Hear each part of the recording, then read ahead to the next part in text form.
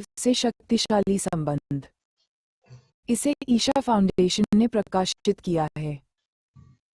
केदारनाथ मंदिर के आध्यात्मिक महत्व और शिव के साथ इसके संबंध के बारे में जानिए।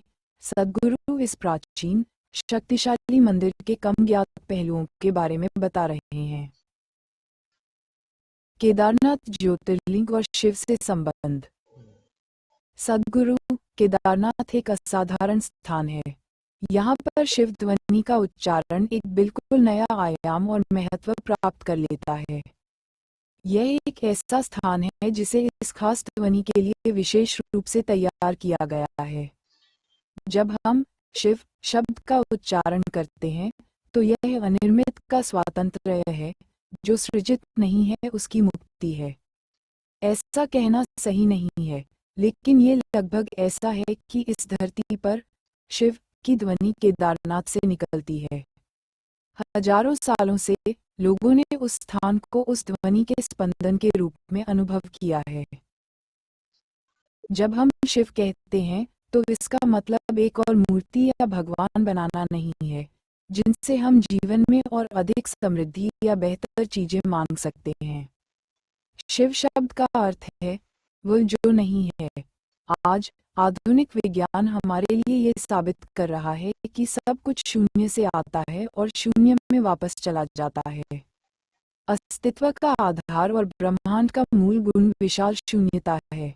आकाशगंगाएं बस एक छोटी सी घटना है, एक फुहार। बाकी सब विशाल खाली जगह है जिसे शिव कहा जाता है।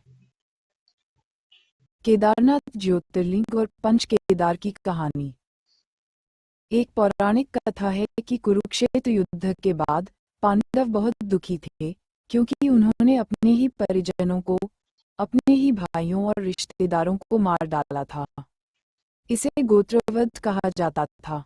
वे इस कृत्य के लिए दोषी और कलंकित महसूस कर रहे थे और खुद को इससे मुक्त करने का रास्ता तलाश रहे थे। तो वे शिव की तलाश में निकल पड़े। शिव उन्हें इस भयानक कृत्य से अचानक मुक्त हो जाने का सुख नहीं देना चाहते थे, तो उन्होंने खुद को एक बैल के रूप में बदल लिया और भागने की कोशिश की। लेकिन उन्हें पकड़ने की कोशिश में पांडव उनका पीछा करने लगे। शिव जमीन में चले गए और जब वे ऊपर आए तो शरीर के अलग अलग हिस्से अलग अलग जगहों पर उभर आए। बैल का कुबड़ केदारनाथ है, आगे के दो पैर तुंगनाथ हैं, जो केदार के रास्ते में है। नाभि हिमालय के भारतीय भाग में मध्य महेश्वर नामक स्थान पर प्रकट हुई, जो एक बहुत शक्तिशाली मणिपूरक लिंग है, और शिव की जटाएं कल्पनाथ नामक स्थान पर प्रकट हुई। इस तरह शरीर के अलग अलग अंग अलग अलग जगहों पर प्रकट हुए। शरीर के अंगों का यह वर्णन 7 चक्रों से संबंधित है। इन मंदिरों की स्थापना मानव शरीर के रूप में की गई थी। यह एक महान प्रयोग था, एक विशाल शरीर बनाने की कोशिश करना। ऐसा ही एक शरीर भारतीय हिमालय की दिशा में हुआ। ऐसा ही एक दूसरा शरीर पश्चिमी दिशा की ओर बढ़ गया, जहां उन्होंने नेपाल को ही एक शरीर में बदलने की कोशिश की। केदारनाथ ज्योतिर्लिंग ऊर्जाओं का एक मादक मिश्रण। केदारनाथ ऊर्जाओं का एक बहुत ही मादक मिश्रण है। यह एक ऐसा स्थान है जिसने हर प्रकार के हजारों योगियों और दिव्यदर्शियों को देखा है। जब मैं कहता हूँ हर प्रकार के, तो आप कल्पना नहीं कर सकते ऐसे प्रकार। ये ऐसे लोग थे जिन्होंने किसी को कुछ भी सिखाने का कोई प्रयास नहीं किया। दुनिया को भेंट करने का उनका तरीका था अपनी ऊर्जाओं, अपने मार्ग, अपने कार्य, सब कुछ को इन स्थानों में एक विशेष तरीके से छोड़ देना। जब आप आध्यात्मिक मार्ग पर किसी के बारे में सोचते हैं तो आप शायद उन्हें एक निश्चित प्रकार के व्यवहार, पोशाक या बोली के संदर्भ में एक निश्चित प्रकार के ढांचे के भीतर सोचेंगे।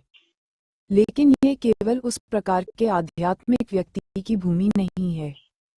आपकी समझ के तरीकों में फिट बैठे ऐसे लोग भी यहाँ रहे हैं।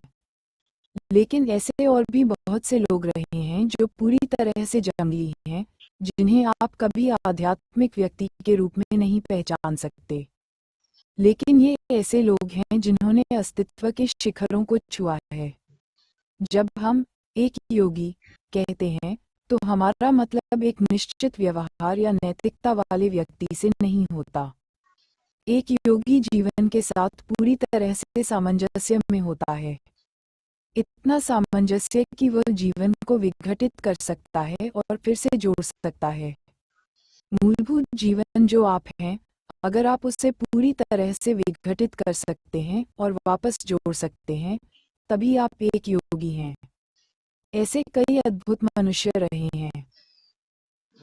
केदारनाथ की तीर्थयात्रा किसी ऐसे व्यक्ति के लिए जो किसी तरह के आध्यात्मिक उत्थान की तलाश में है, केदारनाथ एक वरदान है जिसकी विशालता की आप कल्पना भी नहीं कर सकते। इसका क्या मतलब है, ये समझाना बहुत मुश्किल है। आखिरकार ये सिर्फ चट्टान का एक उभार है, लेकिन जो बात बहुत बड़ा अंतर पैदा करती है, वो वह काम है जो यहाँ हजारों सालों से रहने वाले लोगों ने इस जगह पर किया है। यही वो जगह है जहाँ बहुत से योगियों ने अपने शरीर त्यागे हैं। ये कुछ ऐसी चीज है जिसे आपको जरूर अनुभव करना चाहिए।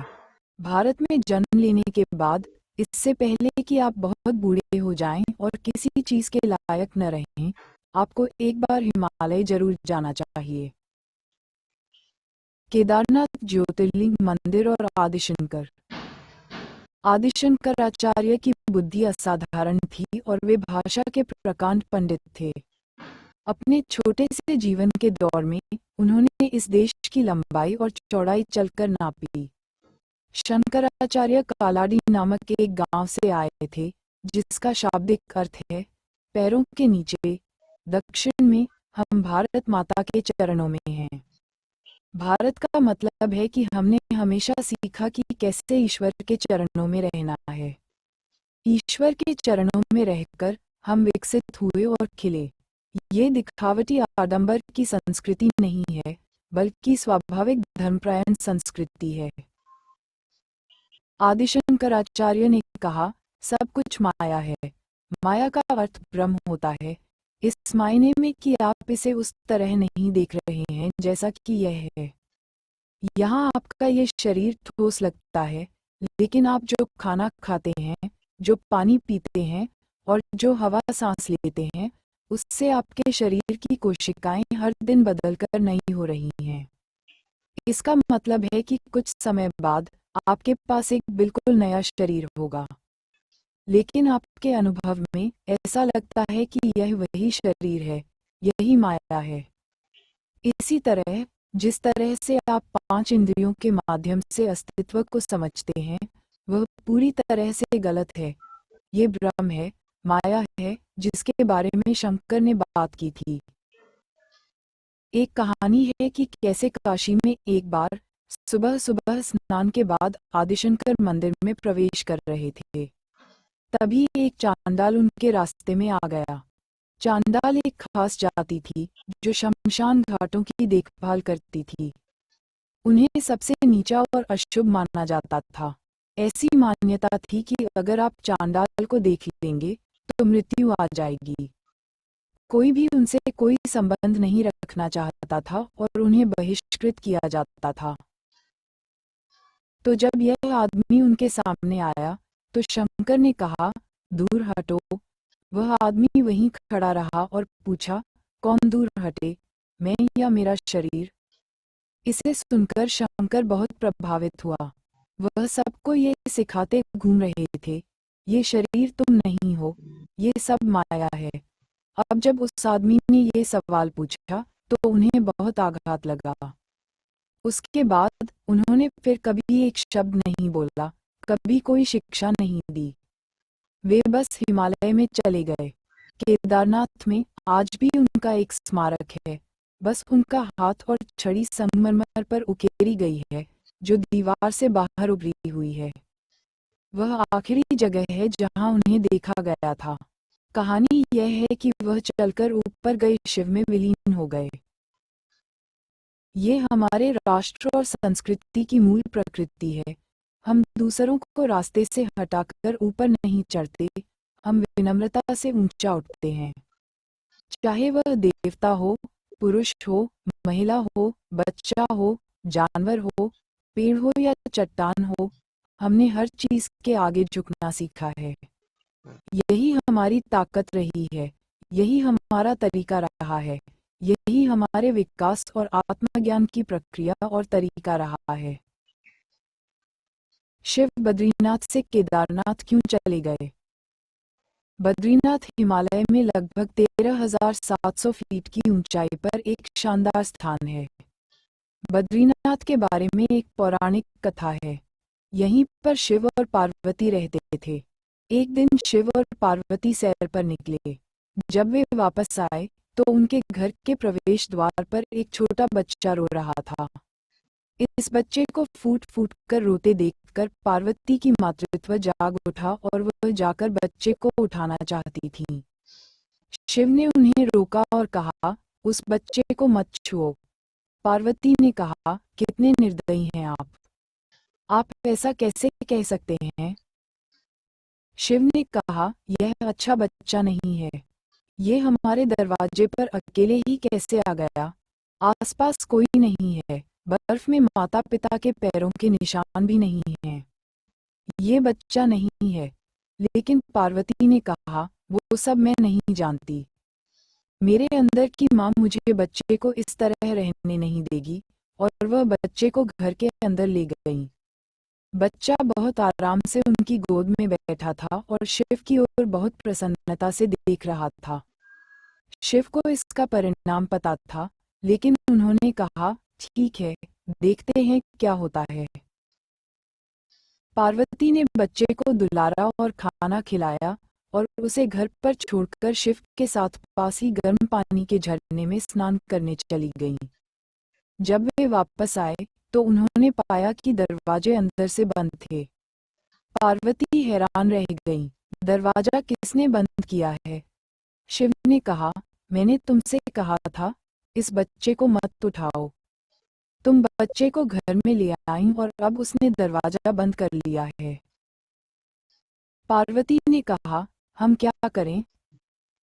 शिव के पास दो विकल्प थे। एक तो अपने सामने मौजूद हर चीज को जला देना, दूसरा बस कोई दूसरा रास्ता ढूंढकर चले जाना। तो उन्होंने कहा, चलो कहीं और चलते हैं, क्योंकि यह तुम्हारा प्यारा बच्चा है, मैं इससे छू नहीं सकता। इस तरह शिव ने अपना घर खो दिया और शिव और पार्वती अवैध विदेशी बन गए। वे रहने के लिए एक आदर्श स्थान की तलाश में इधर-उधर भटकते रहे और आखिरकार केदारनाथ में बस गए।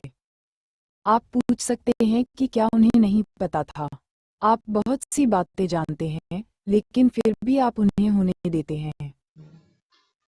शिव को हमेशा एक बहुत शक्तिशाली आत्मा के रूप में देखा जाता है, साथ ही साथ वे दुनिया के साथ इतने चतुर भी नहीं हैं। तो शिव के एक रूप को भोलेनाथ के रूप में जाना जाता है, क्योंकि वे बाल सुलभ हैं। ऐसा नहीं है कि वे मूर्ख हैं, लेकिन वे उन सभी घटिया तरीकों से बुद्धि का उपयोग करने की परवाह नहीं करते। ये केवल चतुर और निम्न स्तर की बुद्धि ही है जो लगातार यह सोचती रहती है कि किसी से बेहतर कैसे बने। बुद्धिमत्ता और चतुराई दो अलग अलग चीजें हैं। चतुर हमेशा किसी दूसरे से तुलना में होता है। बुद्धिमत्ता किसी दूसरे से तुलना में नहीं होती, ये बस अपनी ही प्रकृति से होती है। बुद्धिमत्ता महत्वपूर्ण है क्योंकि बुद्धिमत्ता कभी प्रतिस्पर्धा में नहीं होती, ये बस जीवन की अभिव्यक्ति है। केदारनाथ ज्योतिर्लिंग और कांति सरोवर, कृपा की झील। एक पौराणिक कथा के अनुसार शिव और पार्वती कांति सरोवर के तट पर रहते थे और केदार में कई योगी रहते थे जिनके पास वे आते थे। कांति सरोवर वह झील है जो 2013 की बाढ़ के दौरान फूटकर केदार में आ गई थी। आज इसे गांधी सरोवर कहा जा रहा है। ये वास्तव में कांति सरोवर है। कांति का अर्थ है कृपा, सरोवर का अर्थ है झील। ये कृपा की झील है। योग संस्कृति में शिव को भगवान के रूप में नहीं देखा जाता। वे एक ऐसे प्राणी थे जो इस धरती पर घूमे और वे योग परंपराओं के मूल स्रोत हैं। वे आदियोगी या पहले योगी हैं और आदि गुरु यानी पहले गुरु भी हैं। योग विज्ञान का ये पहला संचार कांति सरोवर के तट पर हुआ, जहां आदियोगी ने अपने पहले 7 शिष्यों के लिए इस आंतरिक तकनीक की व्यवस्थित व्याख्या शुरू की, जिन्हें आज सप्तर्षि के रूप में जाना जाता है। कई साल पहले मैं हर साल 1 या 2 महीने के लिए हिमालय में अकेले यात्रा करता था। उस समय मैं सिर्फ स्थानीय बस से ही जाता था। आमतौर पर मैं बस की छत पर बैठकर जाता था क्योंकि मैं पहाड़ों से चूकना नहीं चाहता था। ये बसें अजीब थीं। वे सुबह 4 या 4:30 बजे हरिद्वार से चलती थीं और सीधे गौरीकुंड या बद्रीनाथ जाती थीं। वे लोगों को बैठाने और उतारने के अलावा कहीं नहीं रुकती थीं, खाने के लिए भी नहीं। उन्हें भूख हड़ताल बसें कहा जाता था। ड्राइवर के पास अपना चपाती का रोल होता था जिसे वह गाड़ी चलाते समय खाता रहता था, जबकि आप वहीं बैठकर दोपहर के खाने के बारे में सोचते रहते थे। जब मैं गौरीकुंड से लंबी यात्रा करके केदार पहुंचा, तो मैंने कांति सरोवर के बारे में सुना। तो एक दोपहर मैं लगभग 2 या ढाई बजे निकल पड़ा और 1 घंटे से भी कम समय में वहां पहुंच गया। वहां झील और उसके चारों ओर बर्फ से ढके पहाड़ थे। प्रकृति के लिहाज से ये शानदार स्थान है। बिल्कुल शांत पानी की यह विशाल झील, कोई पेड़ पौधे नहीं और पूरी तरह से शांत पानी में प्रतिबिंबित होने वाली बर्फ से ढकी चोटियां। यह एक अद्भुत जगह थी। मैं बस वहां बैठा रहा और शांति, मौन और पवित्रता मेरी चेतना में समा गई। उस जगह की चढ़ाई, ऊंचाई और निर्जन सुंदरता ने मुझे श्वासहीन कर दिया। उस निश्चलता में मैं एक छोटी चट्टान पर अपनी आंखें खोले बैठा था और अपने आसपास के हर रूप को आत्मसात कर रहा था। आसपास का वातावरण धीरे धीरे अपना रूप खो रहा था और केवल नाद मौजूद था। पहाड़, झील और मेरे शरीर सहित पूरा वातावरण अपने सामान्य रूप में मौजूद नहीं था। हर चीज सिर्फ ध्वनि थी। मेरे भीतर एक गीत उठा, नाद ब्रह्म विश्व स्वरूप। मैं ऐसा व्यक्ति हूँ जो हमेशा संस्कृत भाषा सीखने से बचता रहा है। हालांकि मुझे ये भाषा बहुत पसंद है और मैं भाषा की गहराई को जानता हूँ, लेकिन मैंने इसे सीखने से परहेज किया क्योंकि जैसे ही आप संस्कृत सीखते हैं, आप हमेशा शास्त्रों को पढ़ने लगते हैं। मेरी अपनी दृष्टि ने मुझे कभी किसी चीज में एक पल के लिए भी निराश नहीं किया, तो मैं खुद को शास्त्रों और इन सभी परंपराओं से उलझाना नहीं चाहता था। तो मैं संस्कृत से बचता रहा था। जब मैं वहां बैठा हुआ था, तो मेरा मुंह निश्चित रूप से बंद था और मेरी आंखें खुली थीं, और मैंने इस गीत को बड़े पैमाने पर अपनी आवाज में सुना। यह मेरी आवाज गा रही थी और यह एक संस्कृत गीत था। मैंने इसे स्पष्ट रूप से, जोर से सुना। इतना जोर से कि ऐसा लगा जैसे पूरा पहाड़ गा रहा हो। मेरे अनुभव में सब कुछ ध्वनि में बदल गया था। तभी मुझे ये गीत समझ में आया। मैंने इसे बनाया नहीं था, मैंने इसे लिखा नहीं था, ये बस मुझ पर उतर आया। पूरा गीत संस्कृत में बह निकला। वो अनुभव अभिभूत करने वाला था। धीरे धीरे, कुछ समय बाद, सब कुछ अपने पहले वाले रूप में वापस आ गया। मेरी चेतना के गिरने ने, नाद से रूप में गिरने ने, मेरी आंखों को आंसुओं से भर दिया। नाद ब्रह्म का सीधा मतलब है दुनिया को एक ध्वनि के रूप में अनुभव करना, न कि एक रूप की तरह। आधुनिक विज्ञान भी कहता है कि हर ध्वनि के साथ एक रूप जुड़ा होता है और हर रूप के साथ एक ध्वनि जुड़ी होती है। यह एक वैज्ञानिक हकीकत है। और आज जहाँ तक विज्ञान का सवाल है, हम ये भी जानते हैं कि पदार्थ जैसी कोई चीज नहीं होती। जहाँ स्पंदन है, वहाँ ध्वनि अवश्य होगी। तो योग में हम कहते हैं कि पूरा अस्तित्व ध्वनि है। अगर आप खुद को उस गाने में झोंक दें, तो उसमें एक तरह की शक्ति है। अगर आप वाकई खुद को उसमें झोंक देते हैं, तो उसमें किसी व्यक्ति को विलीन करने की शक्ति है।